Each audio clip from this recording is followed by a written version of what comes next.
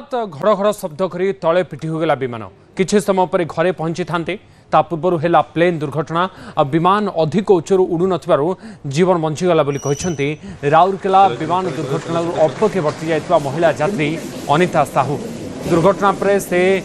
आउ कौन किसी जापारि नथिले तांकर मस्तिष्क मुंड सहित अंटारे गभीर आघात लगी पहाड़ और नदी बंचाई पड़िया फोर्स लैंडिंग करथिले दुई पायलट हस्पिटाल सुस्थ हो घर को फेरवा बेले विमान दुर्घटनार छाती थरा अनुभूति कहते अनिता जनवरी 10 तारिख में राउरकेला जावा बेले जलदा निकट में होता भयंकर विमान दुर्घटना जो अनिता और भाई सुशांत विश्वाल रही विमान दुर्घटना दुई पायलट समेत 6 जन गुरुतर आहत होते अनिता भाई सुशांत हस्पिटाल मृत्यु होता अनिता कहते भाई सहित कथा हेली भाई कहले आउ किसी समय घरे पहुंचवा यापर घटीगला ये विमान दुर्घटना पूर्व बहुत समय धरी गोटे स्थान में उड़ूला विमान और घर को पहुंचा पूर्व एभली एक अघटन घटीगला अनिता साहू भाई सुशांत विश्वाल गुरुतर आहत होते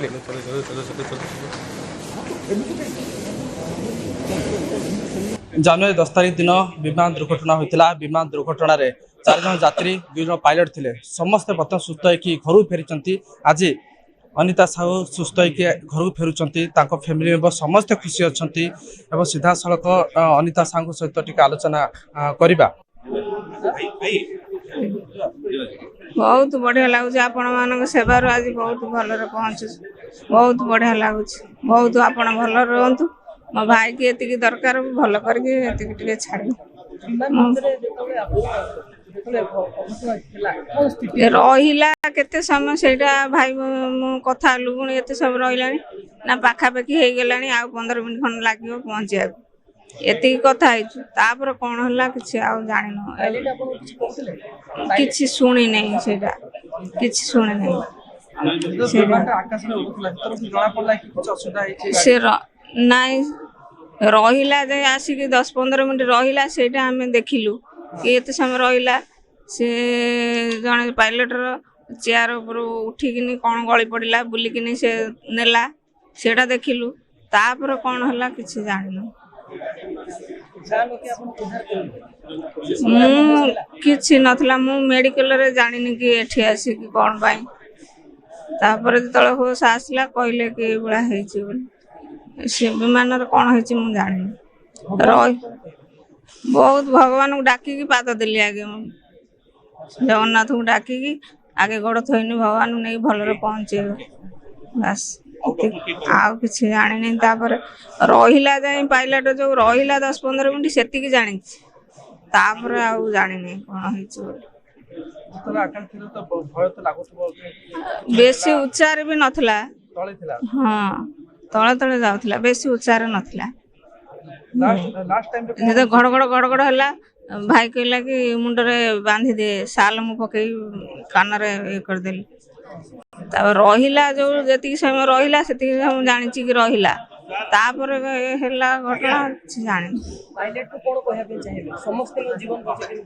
से बहुत बढ़िया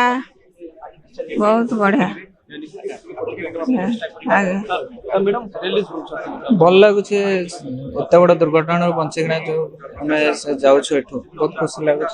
मौसी से बहुत खुशी लगुच आज आम घर को फेरिक जाऊँ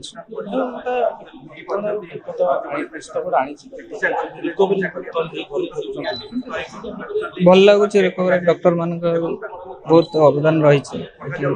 भल लगुच भल लगिना जाऊँ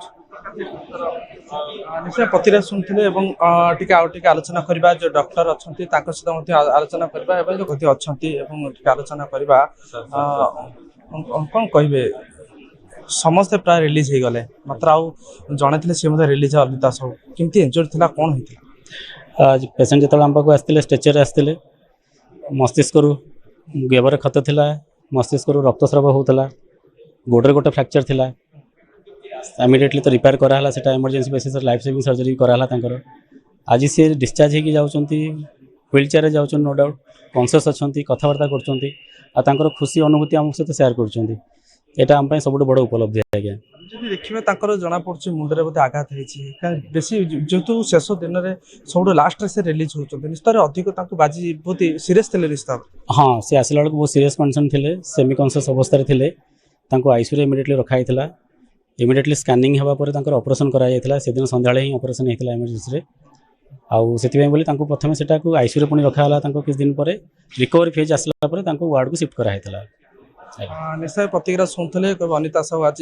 रिलीज होती जेपी हस्पिटाल कह 10 दिन घटना पर समस्त यात्री सहित जो कह पायलट बर्तमान सुस्थ घर फेर निश्चित भाव में परिवार लोक संपूर्ण भाव में खुशी रही।